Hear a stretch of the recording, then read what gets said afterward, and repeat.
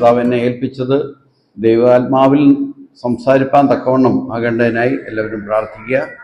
നമുക്ക് ചെറിയ ചിന്ത, നമ്മളെ എങ്ങനെയാണ് നമ്മുടെ ജീവിതത്തിൽ വിശ്വാസത്തിൻ്റെ ആ ബലം, ആധിക്യം എത്രമാത്രം ഉണ്ട് എന്നുള്ള ഒരു ചിന്ത ഞാൻ പലപ്പോഴും എൻ്റെ ജീവിതത്തിലും ഞാൻ തിരിഞ്ഞു നോക്കുമ്പോൾ ചിന്തിക്കാനുള്ള കാര്യങ്ങളാണ്.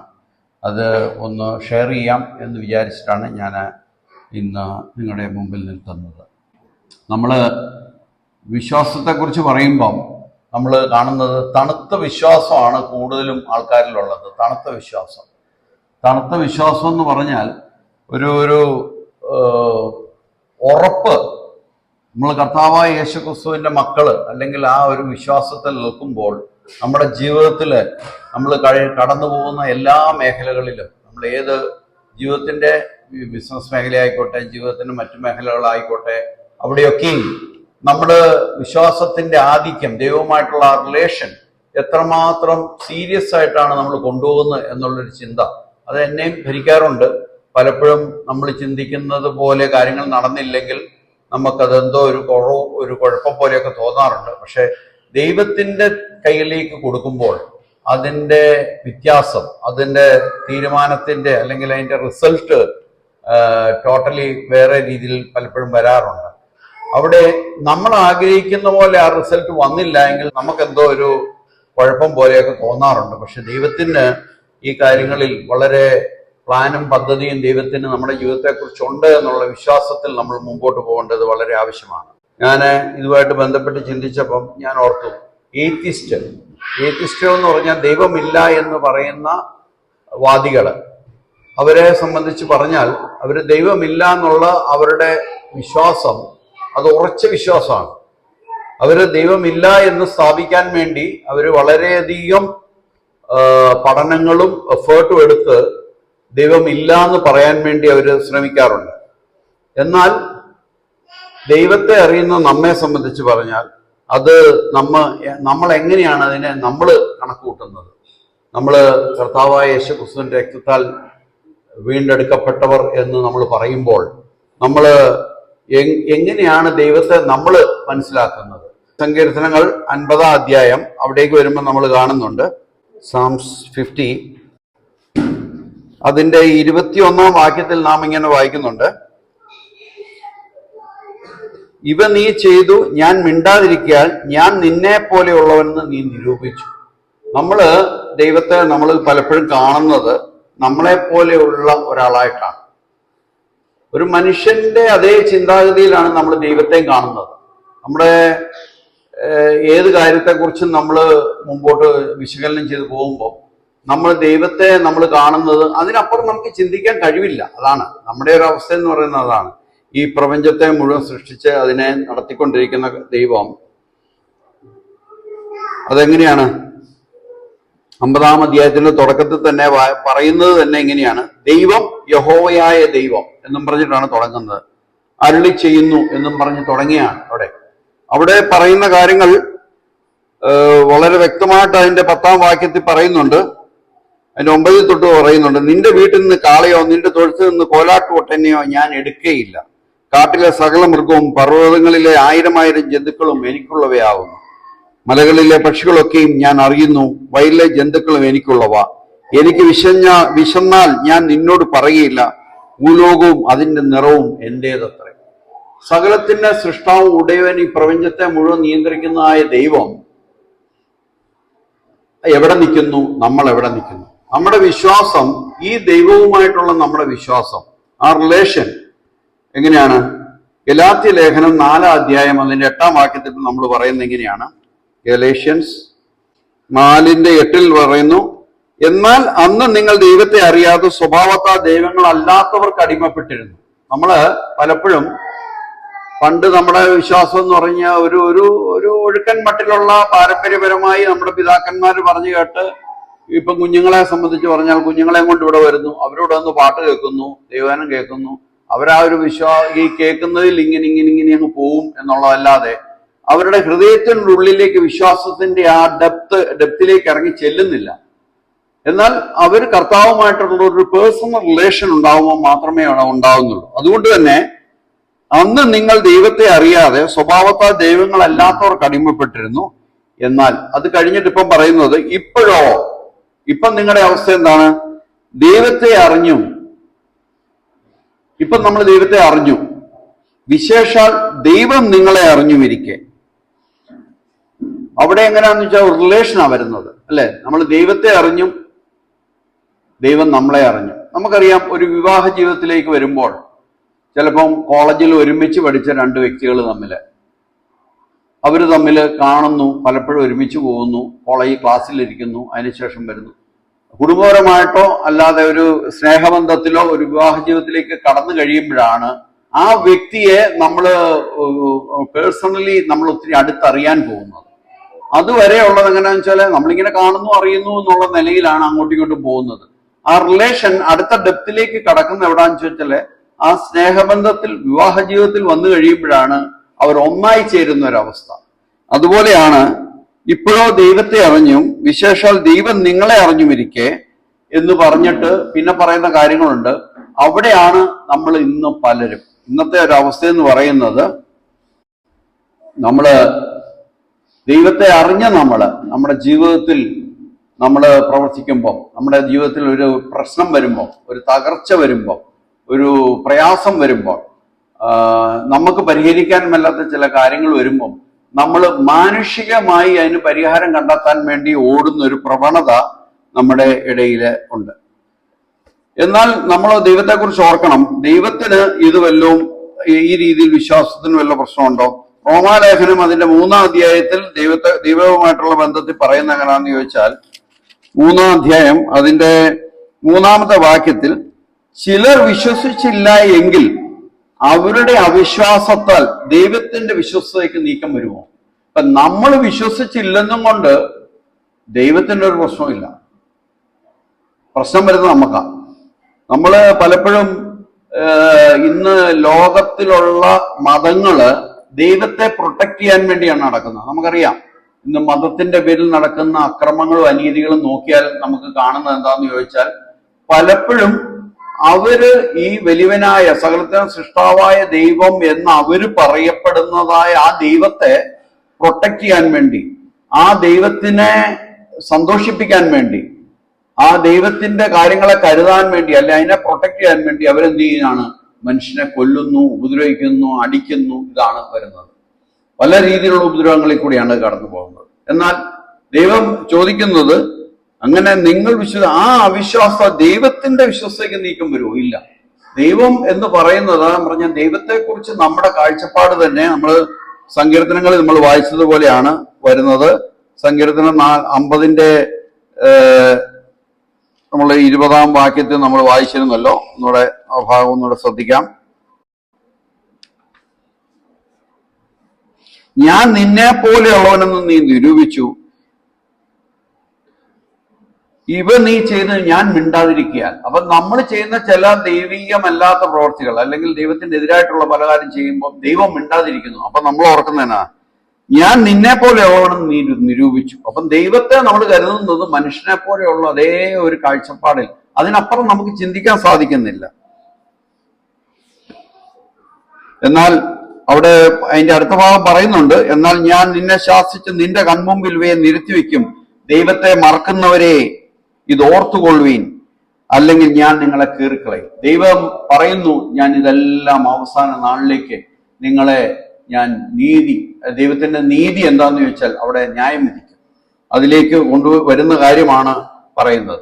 അപ്പോൾ നമ്മെ സംബന്ധിച്ച് പറഞ്ഞാൽ ഈ അന്ധമായ വിശ്വാസങ്ങൾ നമ്മുടെ ഇടയിൽ, അതായത് ഞാൻ പറഞ്ഞു വന്ന എന്നാന്ന് വെച്ചാല്, ഒരു ഏത്തിസ്റ്റ് അവര് വിശ്വസിക്കുന്നു ദൈവം ഇല്ല എന്ന്.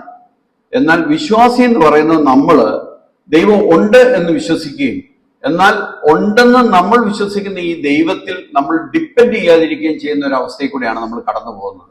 പലപ്പോഴും നമ്മൾ ഇതിലേക്ക് വരുമ്പോൾ ഈ ബൈബിളിന്റെ ആദ്യ ഭാഗം തൊട്ടിങ്ങോട്ട് ചിന്തിക്കുമ്പം, ഞാൻ അതിനെക്കുറിച്ച് ജസ്റ്റ് ഒരു വിലയിരുത്തിയപ്പം, തുടക്കത്തിൽ തന്നെ ആദാബിന്റെ അവ്വയുടെയും കാലം കഴിഞ്ഞു, കായനും ഹാബേലും വന്നു. അവിടുത്തെ കാര്യങ്ങളൊക്കെ നിങ്ങൾക്ക് അറിയാം. അതിനുശേഷം പിന്നെ ഇങ്ങോട്ട് വന്നു കഴിഞ്ഞപ്പം അവര് ദൈവത്തെ പ്രീതിപ്പെടുത്തുവാൻ വേണ്ടി ശിശുബലി പിന്നെ അതുപോലെ ബാലിന്റെ വിഗ്രഹങ്ങളുടെ ആരാധന, അതിന്റെ മുമ്പിലുള്ള നൃത്തങ്ങൾ, ഇതൊക്കെ നമുക്കറിയാം. പുറപ്പാട് പുസ്തകത്തിലൊക്കെ നമ്മൾ കാണുന്നുണ്ട് ആ തുടക്കത്തിൽ തന്നെ.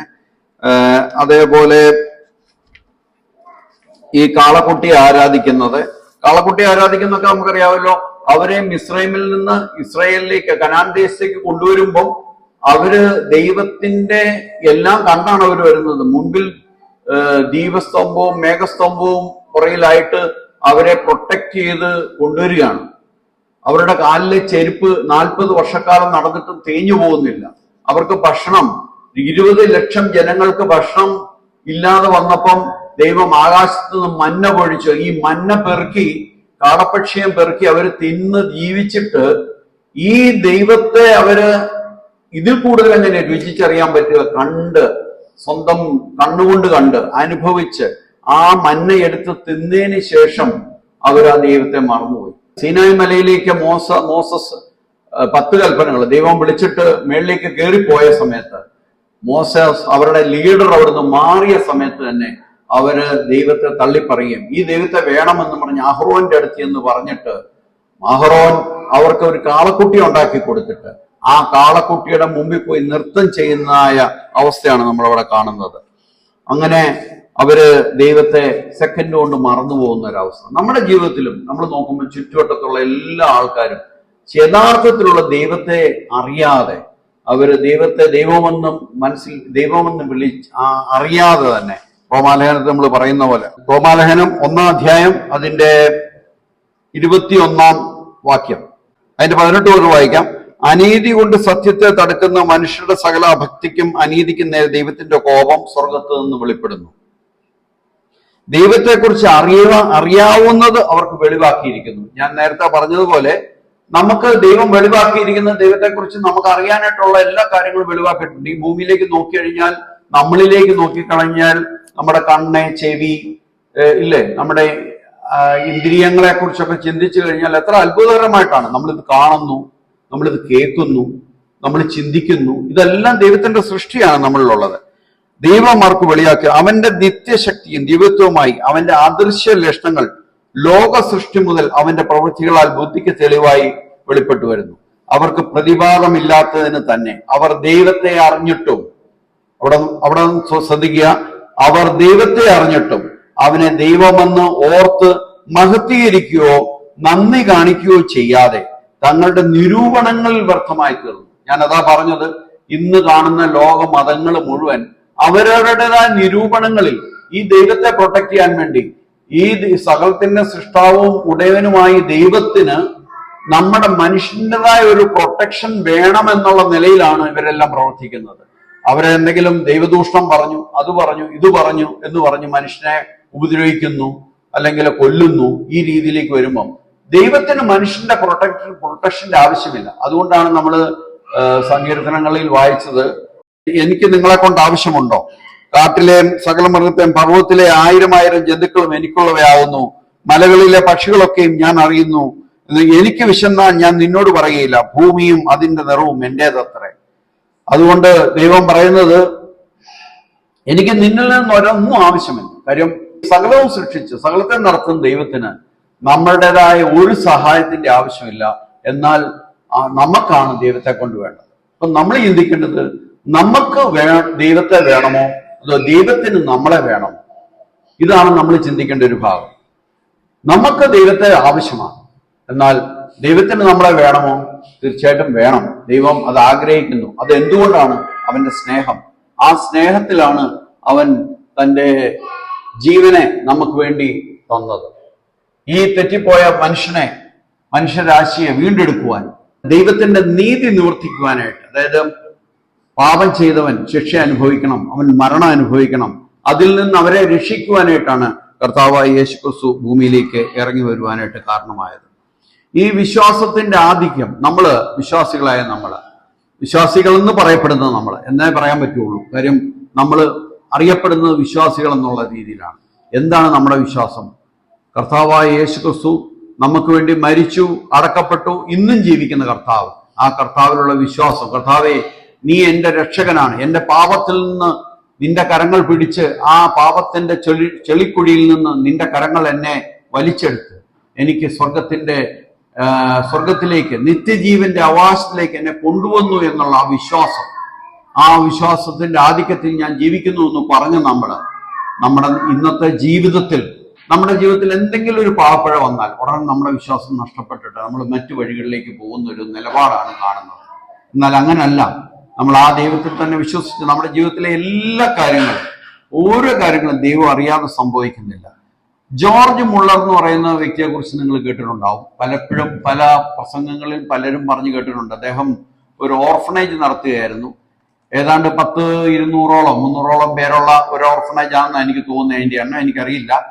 ഏതാണ്ട് അത്രയും കുഞ്ഞുങ്ങളുമായിട്ട് ജീവിക്കുന്നത് അദ്ദേഹം ഓർഫനേജ് നടത്തിക്കൊണ്ടിരിക്കുന്നത് ഒരു പിരിവെടുത്തല്ല. അത് ഓരോരുത്തരായിട്ട് സഹായിച്ചിട്ട് അവരുടെ സഹായത്താൽ അദ്ദേഹം ഈ ഓർഫനേജ് നടത്തിക്കൊണ്ടിരിക്കുകയാണ്. എന്ന് പറഞ്ഞാൽ അവർക്കുള്ള കുഞ്ഞുങ്ങൾക്കുള്ള ഫുഡ് കാര്യങ്ങളെല്ലാം. അങ്ങനെ ഇരിക്കെ ഒരു ദിവസം പിറ്റേ ദിവസത്തേന് അദ്ദേഹം പ്രാർത്ഥനാവീരൻ എന്നറിയപ്പെടുന്നത്. അദ്ദേഹം എല്ലാ കാര്യങ്ങളും പ്രാർത്ഥിച്ചാണ്, ദൈവസന്നിധി സമർപ്പിച്ചാണ് മുമ്പോട്ട് പോകുന്നത്. ആ വിശ്വാസത്തിന്റെ ആധിക്യമാണ്. ആ സ്ട്രോങ് ആയിട്ടുള്ള വിശ്വാസത്താൽ അദ്ദേഹം പ്രാർത്ഥിച്ച് ഓരോ ദിവസവും തള്ളി മുമ്പോട്ട് പോയിക്കൊണ്ടിരിക്കുകയാണ്. അങ്ങനെ ഇരിക്കെ പിറ്റേ ദിവസം രാവിലെ ബ്രേക്ക്ഫാസ്റ്റ് കൊടുക്കാനായിട്ട് യാതൊരു സൗകര്യവും ഇല്ലാതിരിക്കുന്നു. അവിടെ ഒന്നുമില്ല. ഈ കുഞ്ഞുങ്ങൾക്ക് ഭക്ഷണം കൊടുക്കണം. തലേ ദിവസം രാത്രി ജോർജ് മുള്ളർ പ്രാർത്ഥിച്ചിട്ട് പറഞ്ഞു, ദൈവമേ, നാളെ രാവിലത്തേക്കുള്ള ഭക്ഷണം നീ ഒരുക്കിയിരിക്കാൻ നിനക്ക് സ്തോത്രം. കാര്യം അദ്ദേഹത്തിന്റെ വിശ്വാസത്തിൽ ഈ സർവശക്തനായ ദൈവത്തിന് നാളത്തേന് എനിക്കുള്ള ഭക്ഷണം, എന്റെ കുഞ്ഞുങ്ങൾക്ക് കൊടുക്കാനുള്ള ഭക്ഷണം ഒരുക്കും എന്നുള്ള വിശ്വാസം ആ ജോർജ് മുള്ളറിനുണ്ടായിരുന്നു. അദ്ദേഹം പ്രാർത്ഥിച്ചു, കിടന്നു, രാവിലെ എഴുന്നേറ്റു. ഭക്ഷണത്തിനുള്ള യാതൊരു മാർഗവും ഇല്ല. കുഞ്ഞുങ്ങൾ വന്നു. ആസ്പർ എല്ലാ ദിവസവും നടക്കുന്നതില് കുഞ്ഞുങ്ങള് മെസ് ഹോളിലേക്ക് വന്ന് ഇരിക്കാനായിട്ട് പറയാൻ ഉള്ള നിലപാടിലേക്കാണ് വന്നിരിക്കുന്നത്. കുഞ്ഞുങ്ങളോട് അവിടെ പോയിരിക്കുന്ന നിലയിൽ അവർ വന്ന് കുഞ്ഞുങ്ങളെല്ലാം മെസ് ഹോളിലേക്ക് ഇരിക്കുകയാണ്. അദ്ദേഹം വീണ്ടും പ്രാർത്ഥിച്ച്, കർത്താവേ, നീ ഇവർക്ക് വേണ്ടി കൊടുക്കാനിരിക്കുന്ന ഭക്ഷണത്തെ ഓർത്ത് ഞാൻ സ്തോത്രം ചെയ്യുന്നു എന്ന് പറഞ്ഞ് നിൽക്കെ ഭക്ഷണമില്ല. ആ വിശ്വാസം ആരിലാണ് അർപ്പിച്ചിരിക്കുന്നത്? ദൈവത്തിൽ. ആ സമയത്ത് ഒരാൾ വന്ന് ഡോറിൽ കൊട്ടുകയാണ് ചെയ്യുന്നത്. കൊട്ടിയിട്ട് പറഞ്ഞു, ഞങ്ങള് ഒരു സ്ഥലത്തേക്ക് ഇവര് പാലും ബ്രെഡുമായിട്ട് എന്തോ സ്ഥലത്തേക്ക് സപ്ലൈ ചെയ്യാൻ വേണ്ടി പോവുകയായിരുന്നു. ആ വണ്ടി അവിടെ ഇവരുടെ തൊട്ട് മുമ്പിൽ വെച്ച് കേടായി. അത് റിപ്പയർ ചെയ്യണമെന്നുണ്ടെങ്കിൽ വേറെ വണ്ടി വന്ന് ഇത് റിപ്പയർ ചെയ്ത് വേണം കൊണ്ടുപോകാൻ. അവർക്ക് ആ പാലൊക്കെ ചീത്തയാവുന്ന ഒരു കണ്ടീഷനാണ്. അപ്പൊ അവര് വന്നിട്ട് പറഞ്ഞു, ഞങ്ങൾ ഇവിടെ അന്വേഷിച്ചു കഴിഞ്ഞപ്പം ഇങ്ങനെ ഒരു ഓർഫനേജ് ഉണ്ട്, ഞങ്ങൾ കുറച്ച് ഫുഡ് നിങ്ങൾക്ക് തരട്ടെ എന്നും ചോദിച്ചുകൊണ്ട് അകത്തേക്ക് കയറി വന്നു. അന്നേരം തന്നെ അവര് കൊണ്ടുവന്ന് കൊടുത്ത ഫുഡ്, ആ പാലും ബ്രെഡും ഐറ്റംസും ഇവർക്ക് കൊണ്ടുവന്ന് കൊടുത്തിട്ട് ആ ഫുഡ് അവിടെ സപ്ലൈ ചെയ്തതായിട്ട് അദ്ദേഹത്തിന്റെ ജീവചരിത്രത്തിൽ എഴുതി വെച്ചിട്ടുണ്ട്. ആ ബുക്സ് ഇന്ന് അവൈലബിൾ ആണ്. ഞാൻ പറഞ്ഞു വന്നത് എന്നാന്ന് ചോദിച്ചാൽ അതാണ് വിശ്വാസം. നമുക്ക് വേണ്ടി ഒന്നുമില്ല എന്ന് വിചാരിച്ചാലും ആ ദൈവത്തോട് നമ്മൾ ചോദിച്ചാൽ ദൈവം അതിനുവേണ്ടി പ്രൊവിഷൻസ് ഉണ്ടാക്കും. അവൻ നമ്മെ കരുതുന്ന കർത്താവാണ്. നമ്മുടെ ഏത് ബുദ്ധിമുട്ടിലും പ്രയാസത്തിലും ആ വിശ്വാസം, ഞാൻ ചോദിക്കുന്നത്, വിശ്വാസികളെന്നറിയപ്പെടുന്ന നമ്മൾ ഇന്ന് ലോകത്തിൽ നോക്കിയാൽ വളരെ ചെറിയൊരു കൂട്ടമായി തിരഞ്ഞെടുക്കപ്പെട്ടിരിക്കുന്ന ഒരാൾക്കാരാണ്. ലോകത്തിൽ നിന്ന് മുഴുവനായി ഇസ്രായേൽ മക്കളെ ദൈവം വേർതിരിച്ചു എന്ന് പറയുന്നുണ്ട്. എന്തിനാ? ദൈവത്തിന്റെ ജനമായി വേർതിരിച്ചു. എന്തിനു വേണ്ടിയായിരുന്നു? അവരോട് പറഞ്ഞു, ലോകത്തിന് ദൈവത്തെക്കുറിച്ച് അറിയിക്കുവാൻ വേണ്ടിയാണ് യഹൂദന്മാരെ തെരഞ്ഞെടുത്തത്. എന്നാൽ അവർ അതിൽ പരാജയപ്പെട്ടു പോയി. നമ്മൾ റോമാലേഖനത്തിലൊക്കെ അത് വായിക്കുന്ന അങ്ങനെയാണ്. അവർ പരാജയപ്പെട്ടു. അപ്പോൾ ദൈവം ജാതികളിലേക്ക് തിരിയുന്നു, സാധാരണ മനുഷ്യരിലേക്ക്, മറ്റുള്ളവരിലേക്ക് തിരിയുകയാണ് ചെയ്യുന്നത്. നമ്മളെ ഏൽപ്പിച്ചിരിക്കുന്ന ജോലിയും ഈ ദൈവത്തെക്കുറിച്ച് മറ്റുള്ളവരെ അറിയിക്കാൻ, നമ്മുടെ വിശ്വാസം കണ്ടിട്ട് നമുക്ക് വിശ്വാസമില്ലാതെ വേറൊരാളുടെ എന്ന് പറയുന്നതല്ല, നമ്മളുടെ വിശ്വാസത്തിന്റെ ആധിക്യത്തിൽ ആ സ്ട്രോങ് ആയിട്ട് ജോർജ് മുള്ളറെ പോലെ നമുക്ക് എന്ത് കുറവുകളുണ്ടെങ്കിലും, നമ്മുടെ എന്ത് ആവശ്യമുണ്ടെങ്കിലും ഈ നമ്മുടെ അപ്പനോട് പറയുവാൻ, ഈ സകലത്തിന്റെയും സൃഷ്ടാവും ഉടയവനുമായ ദൈവത്തോട് നമ്മുടെ അപ്പാന്ന് വിളിച്ചുകൊണ്ട് നമുക്ക് പറയുവാനുള്ള ആ ഒരു വിശ്വാസം, ആ വിശ്വാസത്തിന്റെ ആധിക്യമാണ് നമുക്ക് വേണ്ടത്. അവിടെ നമ്മൾ പറയുന്നു, എന്റെ ആവശ്യം ഇതാണ്, കർത്താവേ, നിനക്ക് ഹിതമുണ്ടെങ്കിൽ അത് നടത്തുക, നിനക്ക് ഹിതമില്ലേ വേണ്ട. നമുക്ക് നല്ല നല്ല ലോകപ്രകാരമുള്ള നല്ല നല്ല കാര്യങ്ങൾ നമ്മുടെ കാഴ്ചപ്പാടിൽ, നമ്മുടെ സ്വപ്നത്തിൽ, നമ്മുടെ ചിന്തയിൽ, എഡ്യൂക്കേഷൻ വൈസ് ആയിക്കോട്ടെ, ബിസിനസ് വൈസ് ആയിക്കോട്ടെ, നമ്മുടെ മറ്റ് ജീവിതവുമായിട്ട് ബന്ധപ്പെട്ട പല കാര്യങ്ങളും ഉണ്ടാവാം. പക്ഷെ അവിടെയൊക്കെ നമ്മൾ തളർന്നു പോകാതെ, നമുക്ക് അത് ലഭിക്കുന്നില്ല എങ്കിൽ നമ്മൾ ഒന്നുകൂടെ നമ്മൾ ശക്തി പ്രാപിക്കണം. ദൈവത്തോട് ഒരു പടിയും കൂടെ ഉയർന്നു നിന്ന് പ്രാർത്ഥിച്ചുകൊണ്ട്, എനിക്കത് തരണമെന്നല്ല കർത്താവേ, അത് തരാത്തത് നിന്റെ ഹിതമാണ്, ഞാൻ അതോർത്ത് നിന്നെ സ്തോത്രം ചെയ്യുന്നു, എനിക്കത് ലഭിച്ചാൽ ചിലപ്പോൾ എനിക്ക് ദോഷമായിരിക്കും വരുന്നത് എന്ന് വിചാരിച്ച് ദൈവത്തോട് അത് പറയുവാനായിട്ട് നമുക്ക് ഒരു വിശ്വാസം വേണം. ഇവിടെ നമ്മൾ റോമാലേഖനമാണ് വായിച്ചുകൊണ്ടിരുന്നത്. അവിടെ പറയുന്നു, അവർ ദൈവത്തെ അറിഞ്ഞിട്ടും അവനെ ദൈവമെന്നോർത്ത് മഹത്വീകരിക്കുകയോ നന്ദി കാണിക്കുകയോ ചെയ്യാതെ അവരുടെ നിരൂപണങ്ങളിൽ വ്യർത്ഥമായി തീർന്നു. അവരുടെ വിവേകമില്ലാത്ത ഹൃദയം ഇരുണ്ടുപോയി. ജ്ഞാനികൾ എന്ന് പറഞ്ഞുകൊണ്ട് അവർ മൂഢരായിപ്പോയി. അക്ഷയനായ ദൈവത്തിന്റെ തേജസ്സിനെ അവർ ക്ഷേമമുള്ള മനുഷ്യൻ, പക്ഷി, നാൽക്കാലി, ഇഴജാതി എന്നിവയുടെ രൂപസാദൃശ്യമാക്കി മാറ്റിക്കളഞ്ഞു. നമുക്കറിയാം ഇന്ന് നമ്മുടെ ഇടയിൽ ആരാധിക്കുന്ന ദൈവങ്ങളെ എന്താണ്? നമുക്ക് അതിന്റെ പുറകോട്ട് വായിക്കാം. ഇഴജാതി, അല്ലെ? ഇഴജാതികളെ ആരാധിക്കുന്നുണ്ട്. ദൈവത്തിന്റെ സൃഷ്ടി അത്. ഈ സൃഷ്ടിയായ ഇഴജാതിയെ നമ്മൾ പോയി ചെന്ന് അതിന് പാലും തേനും ഇതും കൊടുത്ത് അതിനെ പോഷിപ്പിക്കുന്നു. നാൽക്കാലികള്, അതിനെ ദൈവമായിട്ട് നമ്മൾ കരുതുന്നു. മനുഷ്യൻ, പിന്നെ പക്ഷി, പല പക്ഷികളെയും ദൈവമായിട്ട് ആരാധിക്കുന്നു, അതിന്റെ മുമ്പിൽ പോയി നിന്ന് വണങ്ങുന്നു. ക്ഷേമമുള്ള മനുഷ്യൻ, മനുഷ്യ ദൈവങ്ങളുണ്ട് ഇഷ്ടം പോലെ നമ്മുടെ ചുറ്റും. അവരുടെ ശക്തിയിൽ നമ്മൾ അതിനെ പോയി ആരാധിക്കുക. അങ്ങനെ നമുക്ക് ഈ പറയുന്ന ദൈവങ്ങൾ എന്ന് വിചാരിച്ച് ഇതിനെയൊക്കെ പോയി ആരാധിക്കുക. അതുപോലെ തന്നെ സൂര്യൻ, ചന്ദ്രൻ, നക്ഷത്രങ്ങളെ നമുക്ക് എത്തിപ്പെടാൻ പറ്റാത്ത, പഴയ കാലത്ത് ശാസ്ത്രം വളരാത്ത കാലങ്ങളില് സൂര്യനെയും ചന്ദ്രനെയും നക്ഷത്രത്തെ കുറിച്ച് ഒരു ഐഡിയ ഇല്ല. എല്ലാ ദിവസവും രാവിലെ സൂര്യൻ വരുന്നു, അതിന് ചൂടുണ്ടാകുന്നു, രാത്രി ചന്ദ്രൻ വരുന്നു. അപ്പൊ സൂര്യന്റെ ചൂടും രാത്രിത്തെ ചന്ദ്രനെയും അതിലുള്ള നക്ഷത്രങ്ങളെയും കണ്ടിട്ട് മനുഷ്യന് പിടികിട്ടാതെ, അല്ലെങ്കിൽ കാറ്റ് വരുമ്പോൾ കാറ്റ് ശക്തി കൂടും വരുമ്പോൾ അതിനെ ആരാധിക്കുക. ഇങ്ങനെ അതിനെയൊക്കെയും ദൈവത്തിന്റെ സൃഷ്ടികളെയും പ്രപഞ്ചത്തിലുള്ളതിനെയും ആരാധിക്കുന്ന ഒരവസ്ഥയായിരുന്നു ഉണ്ടായിരുന്നത്. എന്നാൽ ഇതെല്ലാം ദൈവം ബൈബിളിൽ കൂടെ തന്റെ പുത്രനായ യേശു ക്രിസ്തുവിനെ ഭൂമിയിലേക്ക് വിട്ട് നമുക്ക് വേണ്ടി അവൻ രക്ഷയൊരുക്കി.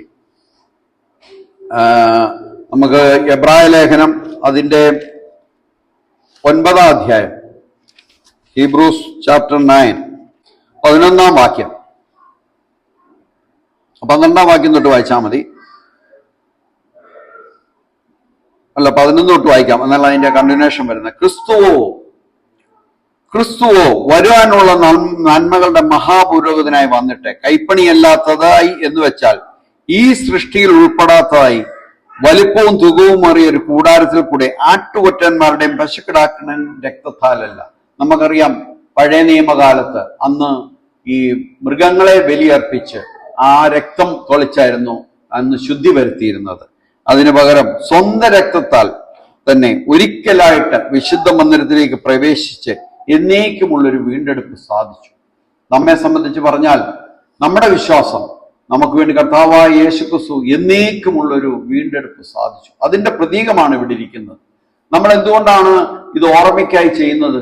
നമ്മൾ ഓർക്കുന്നു, കർത്താവേ, നീ എൻ്റെ പാപങ്ങൾക്ക് വേണ്ടി, എനിക്ക് വേണ്ടി, എന്നെ നിത്യജീവന്റെ അവകാശിയാക്കാൻ വേണ്ടി, എന്റെ ഒരു പ്രവൃത്തികൾ നിമിത്തവും എനിക്ക് രക്ഷപ്പെടാൻ സാധിക്കാത്തടത്ത് നിന്നെ തന്നെ അർപ്പിച്ചു കൊടുത്ത് അതിലുള്ള വിശ്വാസത്താൽ ഞാൻ ഇന്ന് നിന്റെ മകനായി തീർന്നു, അല്ലെ നിത്യജീവന്റെ അവകാശിയായി തീർന്നു. അവിടെ സ്വന്തം രക്തത്താൽ തന്നെ ഒരിക്കലായിട്ട് വിശുദ്ധ മന്ദിരത്തിലേക്ക് പ്രവേശിച്ച് എന്നേക്കുമുള്ളൊരു വീണ്ടെടുപ്പ് സാധിച്ചു.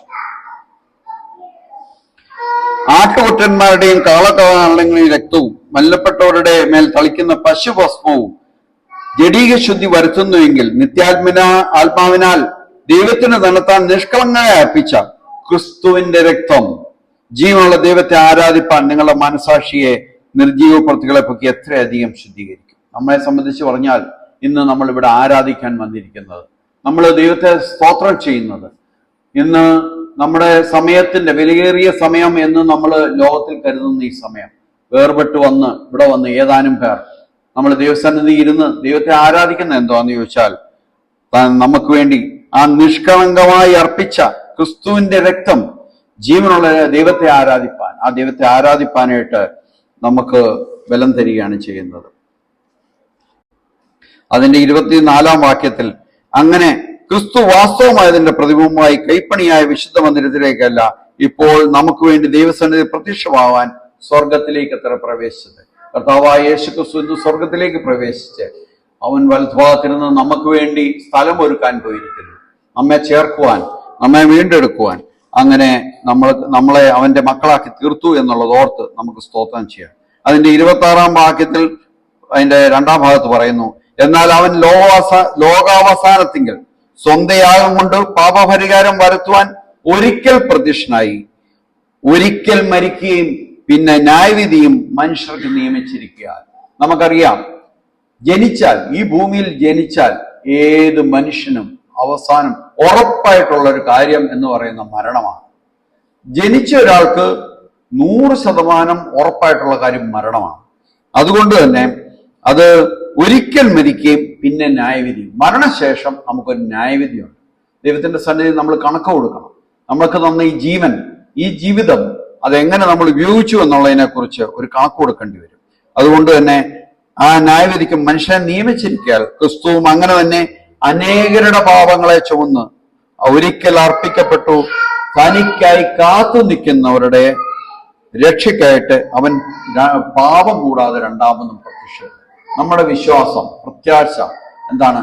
കർത്താവായ യേശുക്രിസ്തു നമുക്ക് വേണ്ടി രണ്ടാമതും പ്രത്യക്ഷപ്പെടും. കർത്താവ് ഇനിയും വരും, നമ്മെ ചേർക്കുവാൻ വരും. നമ്മൾ ഈ ഭൂമി വിട്ട് മരിച്ചാലും മരണത്തിൽ നിന്നും നമ്മെ രക്ഷിച്ച് അവൻ അവന്റെ സന്നിധിയിലേക്ക് ചേർക്കപ്പെടും. ഒരിക്കൽ മരണവും പിന്നെ ന്യായവിധിയും മനുഷ്യർക്ക് നിയമിച്ചിരിക്കുക. ഈ മരണവും ന്യായവിധിയുടെ മുമ്പിൽ നമുക്ക് ധൈര്യത്തോടെ നിൽപ്പാൻ നമുക്ക് വേണ്ടി ഒരു കർത്താവുണ്ട്. അതാണ് നമ്മുടെ വിശ്വാസം. അത് തണുത്ത വിശ്വാസമാണോ? അതൊരു അന്ധവിശ്വാസമാണോ? ഇന്ന് ഏത്തിസ്റ്റുകൾ പറയുമ്പോൾ നമ്മുടെ വിശ്വാസം അന്ധവിശ്വാസമാണ്. അവർ പറയും, ആ യേശുക്രിസ്തുവിനെ അവർ അന്ധമായി വിശ്വസിച്ചിരിക്കുന്നു, അല്ലേ? ശരിക്കും പറഞ്ഞാൽ നമ്മൾ ക്രിസ്തുവിനെ എങ്ങനെ വിശ്വസിക്കും? അന്ധമായി. നമ്മൾ കണ്ണടച്ച് വിശ്വസിച്ചിരിക്കുക. എന്നാൽ നമുക്കതിന് തെളിവുകളുണ്ടോ? ഉണ്ട്. നമുക്ക് ദൈവവചനങ്ങളുണ്ടോ? ഉണ്ട്. നമുക്ക് അതിന് വ്യക്തമായ തെളിവുകളുണ്ട്. നമുക്ക് ദൈവവചനം തന്നിരിക്കുന്നു. ഈ ദൈവവചനം വായിച്ചും പഠിച്ചും അറിഞ്ഞും കേട്ടും പ്രാർത്ഥിച്ചും അവനോടുള്ള വിശ്വാസത്തിൽ അടിയുറച്ചു നിന്ന് മുമ്പോട്ട് നീങ്ങുവാൻ ദൈവം നമ്മെ ഇടയാക്കട്ടെ.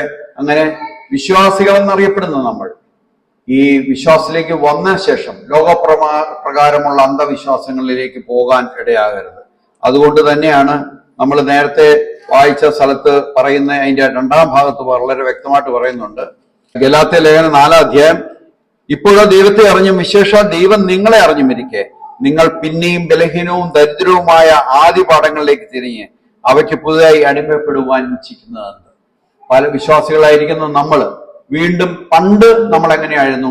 നമുക്ക് വിശ്വാസമില്ലാതെ വരുമ്പം, അല്ലെങ്കിൽ നമുക്കൊരു പ്രശ്നം വരുമ്പം ഓടിച്ചെന്ന് ഏതേലും പള്ളിയുടെയോ അല്ലെങ്കിൽ കുരിശും തൊട്ടിയുടെയോ അല്ലെങ്കിൽ അമ്പലത്തിന്റെയോ എവിടെയെങ്കിലും ചെന്ന് ഇച്ചിരി പൈസ ഇട്ട്, അല്ലെങ്കിൽ അതിന്റെ വിഗ്രഹങ്ങളുടെ മുമ്പിൽ മാലയിട്ട്, അല്ലെങ്കിൽ ദൈവത്തോടല്ലാതെ വേറെ ആൾക്കാരോട് പോയി പ്രാർത്ഥിച്ച്, അല്ലെങ്കിൽ പാസ്റ്റർമാരോടും സന്യാസിമാരോടും മുല്ലാമാരോടും ചെന്നിട്ട് നമുക്ക് നമ്മുടെ പ്രശ്നങ്ങളെ കുറിച്ച് അവരോട് പറഞ്ഞിട്ട് അതിന് പരിഹാരം ഉണ്ടാക്കാൻ ശ്രമിക്കുന്ന ഒരു രീതിയിലേക്ക് പോകാനായിട്ടുള്ള ഒരു ജനമായിട്ടല്ല ദൈവം നമ്മെ തെരഞ്ഞെടുത്തിരിക്കുന്നത്. അവന്റെ മക്കളായി അവന് ഒരു മഹത്വം കൊടുക്കുന്നവരായി നമ്മുടെ ജീവിതം കൊണ്ടും നമ്മുടെ പ്രവൃത്തികൾ കൊണ്ടും സകലതും കൊണ്ടും അങ്ങനെ ദൈവത്തെ മഹത്വപ്പെടുത്തി ജീവിക്കുന്ന മക്കളായി തീരുവാൻ നമ്മുടെ വിശ്വാസം തണുത്ത വിശ്വാസമല്ലാതെ ഉറച്ച വിശ്വാസം, ശക്തമായ വിശ്വാസം, ഒരു ഏത്യസ്റ്റ് ദൈവമില്ലാന്ന് വിശ്വസിക്കുന്ന പോലെ ഈ യഥാർത്ഥ ദൈവം സത്യദൈവത്തെ അവനെ അറിഞ്ഞുകൊണ്ട് ജീവിക്കുന്ന നമുക്ക് ആ വിശ്വാസത്തിന്റെ ആധിക്യത്തിൽ ബലത്തിൽ ശക്തിയോടെ ജീവിക്കാം. അവന്റെ വലിയ നാമം മാത്രം.